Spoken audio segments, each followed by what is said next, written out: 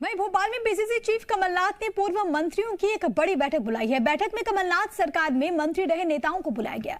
बताया जा रहा है कि कमलनाथ नेता प्रतिपक्ष या फिर पीसीसी अध्यक्ष का पद छोड़ सकते हैं। बैठक में नए नेता प्रतिपक्ष के नाम पर चर्चा भी हो सकती है। फिलहाल नेता प्रतिपक्ष की दौड़ में बाला बच्चन, डॉक्टर गोविंद सिंह और विजय लक्ष्मी साधु का नाम सबसे ऊपर है।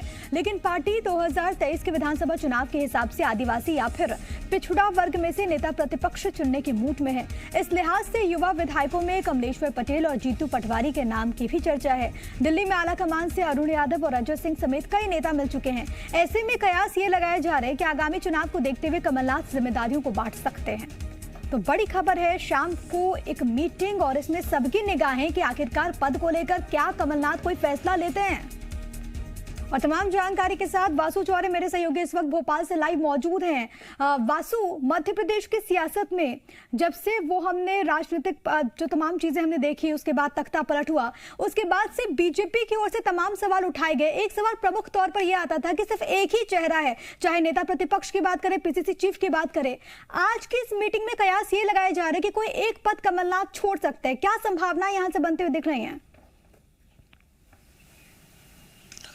बिल्कुल प्रिया, देखिए आज पीसीसी चीफ कमलनाथ ने एक बेहद महत्वपूर्ण बैठक बुलाई है। शाम 6:30 बजे उनके निवास पर ये पूरी बैठक होगी और ये कहा जा सकता है कि कांग्रेस के कोर ग्रुप की ये बैठक है मध्य प्रदेश के, क्योंकि तमाम जो पूर्व मंत्री हैं जो कमलनाथ कैबिनेट में उनके साथ थे जब कांग्रेस की सरकार थी, उन सभी को बुलाया गया है और विस्तृत रूप से प्रदेश के समसामयिक हालातों पर चर्चा होगी। संगठनात्मक जो कार्यक्रम चल रहे हैं उन पर चर्चा होगी। हालांकि ये कयास जरूर लगाए जा रहे हैं कि इस बैठक के दौरान जो दो पद महत्वपूर्ण कमलनाथ के पास हैं, एक प्रदेश अध्यक्ष और दूसरा नेता प्रतिपक्ष, उसको लेकर भी कुछ बातचीत जरूर हो सकती है और संभवतः ये जरूर बातें अंदर खाने निकल कर आ रही हैं कि कमलनाथ एक पद को ही छोड़ सकते हैं, क्योंकि लगातार चाहे सत्ता पक्ष हो भाजपा, वो भी इस बात को लेकर कांग्रेस को कटघरे में खड़ी करती रहती है कि वन मैन शो कांग्रेस के अंदर चल रहा है। कमलनाथ के पास दोनों पद हैं और लंबे समय से वो कोई भी पद छोड़ नहीं रहे हैं। हमने देखा कि विधानसभा का बजट सत्र भी निकल चुका है। वहीं कांग्रेस के अंदर खाने भी कुछ विरोध के स्वर जरूर उभरे थे जब कांग्रेस को लगातार उपचुनावों में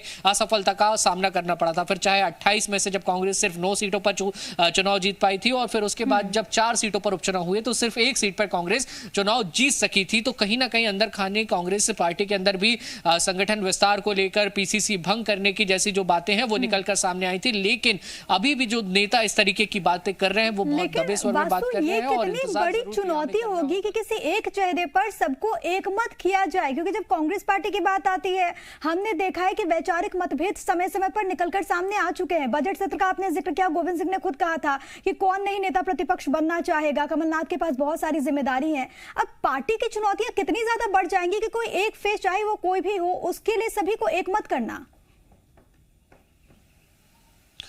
बिल्कुल प्रिया, देखिए बहुत वाजिब बात आपने कही और कांग्रेस के लिए सबसे बड़ी चुनौती यही है। कांग्रेस के समय कमलनाथ प्रदेश के सबसे सीनियर लीडर हैं और कहीं ना कहीं ये भी कहा जा सकता है कि सबसे ज्यादा सर्वमान्य नेता कमलनाथ हैं और दोनों पद उनके पास रखे हुए हैं। जहां तक बात कांग्रेस पार्टी को एक मंच पर लाने की, सभी नेताओं के बीच सामंजस्य बनाने की, वही कांग्रेस के सामने सबसे बड़ी चुनौती है और यही वजह है कि अभी तक इसको लेकर फैसला नहीं हो पा रहा है कि कमलनाथ कौन सा एक पद अपने पास रखेंगे और कौन सा एक पद छोड़ेंगे, क्योंकि कांग्रेस को इसके लिए तमाम सियासी समीकरण देखने हैं, तमाम जातीय और क्षेत्रीय समीकरण भी देखने और अगर नेता प्रतिपक्ष के लिए किसी एक नेता का नाम आगे किया जाता है तो वो नेता कौन से क्षेत्र से होगा और उसको अगर चुन लिया जाता है तो क्या पार्टी के तमाम बड़े नेता इस बात से सहमत होंगे, क्योंकि कांग्रेस हमेशा गुटबाजी में कहीं ना कहीं गुटबाजी कांग्रेस के लिए एक बड़ी चुनौती रही है। यही वजह है कि लंबे समय से इस फैसले को लेकर डिले हो रहा है। कांग्रेस पार्टी ये नहीं चाहती है कि चुनावों के ऐन पहले किसी भी तरीके की गुटबाजी पार्टी के अंदर पनपे, किसी भी तरीके का असंतोष पार्टी के अंदर पनपे और ये जो फैसले होते हैं ये बहुत बड़े स्तर पर किए जाते हैं, क्योंकि नेता प्रतिपक्ष और प्रदेश अध्यक्ष बहुत बड़ा पद है। सीधे सीधे इसमें